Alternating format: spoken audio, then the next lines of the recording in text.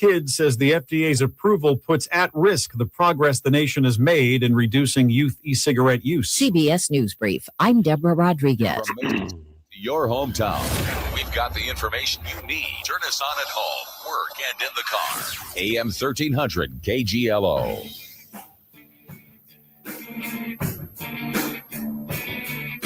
.32 here at your hometown news station, AM 1300 KGLO, streaming live online as well at KGLOAM.com and on our KGLO News Facebook page, as well as if you were at the Northwestern Steakhouse last night, you have something in common with myself and my next guest, Pete Hjelmstad with the Iowa Department of Transportation, as we had a station gathering and you had a family gathering last night at the steakhouse. Sure did. I'm thinking we should maybe make this a tradition, like a pre-interview meeting the night before. Yeah, it sounds like a heck of a idea. Oh, got to make these things happen. Exactly. And I'll hit the confessional here. I had not been to the Northwestern Steakhouse in a while. I don't know how often you go. Maybe 2 or 3 times a year. Yeah, I need to go up. I need to go more often. I don't know why I don't, but it was nice to see your wife, and of course I think I've mentioned this when we've talked before. I was your mother-in-law's neighbor for 22 years, something like that. So it was good to see her, and we heard about all the fun and what was going on in the neighborhood. So that's right. I know she misses you as a neighbor, so you guys had good memories. Miss her as well, and it's always nice to see everybody in your family. So yeah. Well, we've got, of course, on the north end, that's not where any construction's going on. Most of it's going on State 122 into the south. And let's just get up to date, first of all, in Mason City with the State Highway 122 project there by Mercy, as we've got head-to-head traffic as of the end of last week. Yep, head-to-head traffic in the westbound lane, so we can work on the eastbound lane. So again, I always kind of joke when you move to a stage like this, that is progress, because that means they're moving ahead in the project. So yeah, that will be that way through most of the remaining summer as we work on the eastbound lanes. Couple quick notes as far as hospital access. If you are going westbound, all the accesses to the north are open. So you can use Crescent, you can use Taylor, you can use Mercy Drive. If you're coming from the west, turn north on Pierce and then take a right or go east on 3rd, and that will take you right into the Mercy parking lot. So still pretty easy to get there. Monroe is still closed to cross traffic.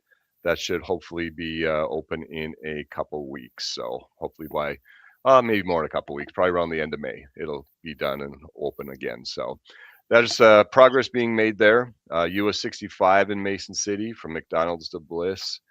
Things are moving ahead, doing a lot of work. We need to do some boring for utilities underneath the railroad tracks.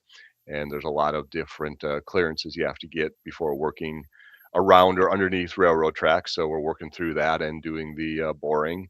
And it's kind of crazy what you find. They've run into different underground structures that have to be removed or drilled around or something that aren't notified on any plans that, those structures have probably been there for 100 years. So always a challenge when you are doing things like that. They were just paved over sometime way back when, right? Yeah, exactly. This won't cause any problems 100 years from now. We'll leave it. Talk about access to the businesses along that stretch. We haven't really talked about that since that project started. Maybe just get us up to date, just in case people do have some business there that are, things that they need to do in and around that area. Sure. You can still get, I believe it's 25th Street that's open on the south end on the west side. And then a lot of those businesses you can get to by going like a block east and then going south, and you can get to them through alleys or through side streets. So that's the access down there. And and the contractor works with the businesses. Some of them don't have access to the side street, but they have adjoining parking lots, and the businesses work together. So yeah, you can use my driveway and drive through my parking lot to get your customers to you and stuff like that. So we appreciate all that help as we move through there and hopefully get in and out of there as fast as possible. Well, further down south on 65, maybe talk about that bridge project. Yeah, we were hoping to or planning on getting that closed on Monday to tear it out, but we've had a delay with the contractor, so it will not be closing on Monday. It will not be closing more than likely next week. It could be a couple weeks. We'll know more when we talk next week, but it will not be closing next week. So that's a little bit of reprieve for people who use that area. They don't have to worry about the detour yet. But on Wednesday, there will be a lane closure on the bridge. It'll be a flagger probably directing people through there. We need to get a utility line moved. So the utility contractor will be in there on Wednesday to get that line moved. So again, that'll be a lane closure on the bridge, but it will remain open through next week for sure. What else we have going on that we need to get up to date around the area? Well, the project on the Avenue of the Saints, the cross stitching where they drill the dowel bars in at an angle to hold cracks together and prevent them from spreading is going well. The crew's down by Rudd now. They started at Interstate 35, so they're moving to the east. US 18 by Sexton, just outside of Algona, a couple miles. We're working on some turning lanes. Hopefully see some paving at 140th next week, and that'll give the crews time at 160th to get that ready for paving when they're done at 140th.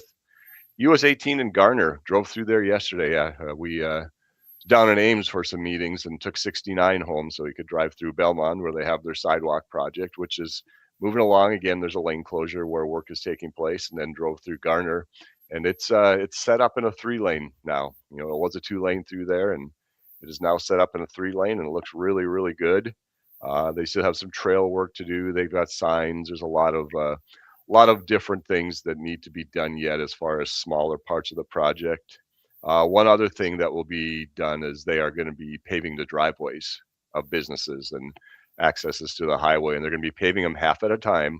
So those driveways will remain open. Businesses can still get customers in and out, but it's going to be tight on some of those driveways. So just be aware of that as they work through getting that paved. The I-35 projects along Clear Lake, the shoulder rock along the ramps is done.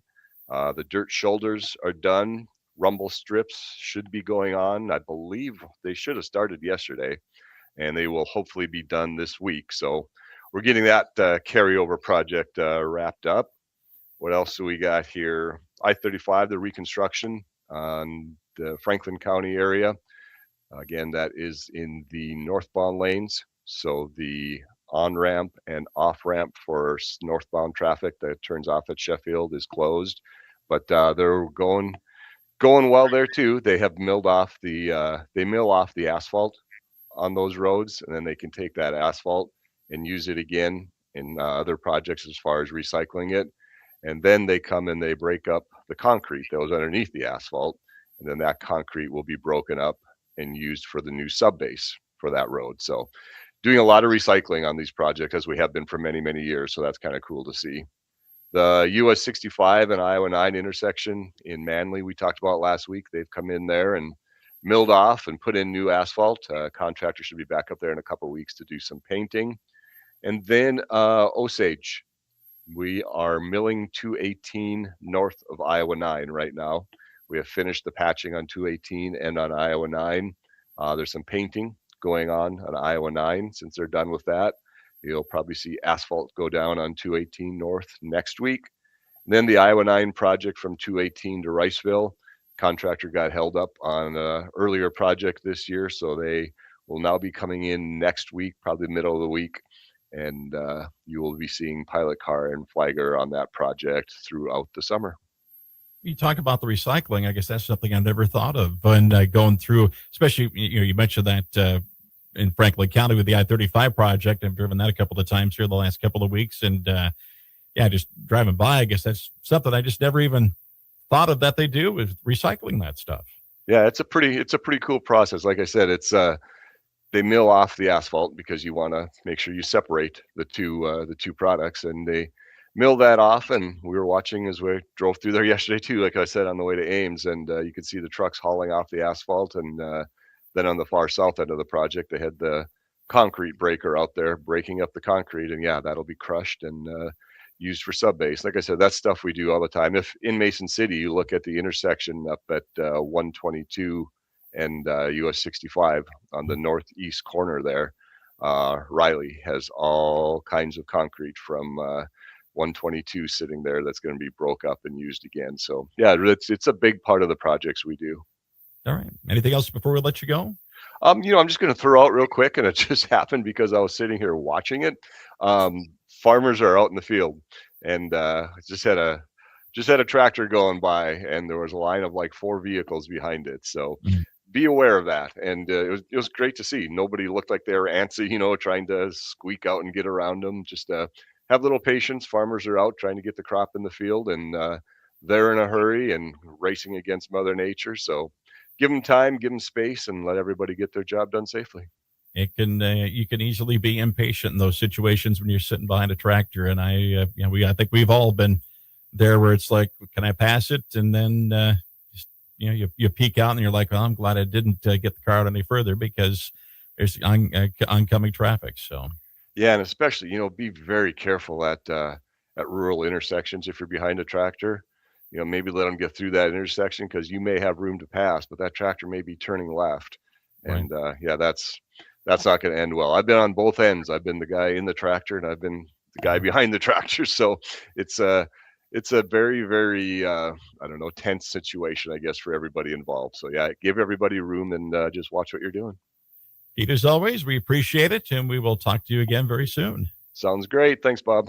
All right, thanks. Pete Hjelmstad with the Iowa Department of Transportation here on your hometown news station, AM 1300 KGLO. The Iowa Almanac is coming up next. Iowa Lakes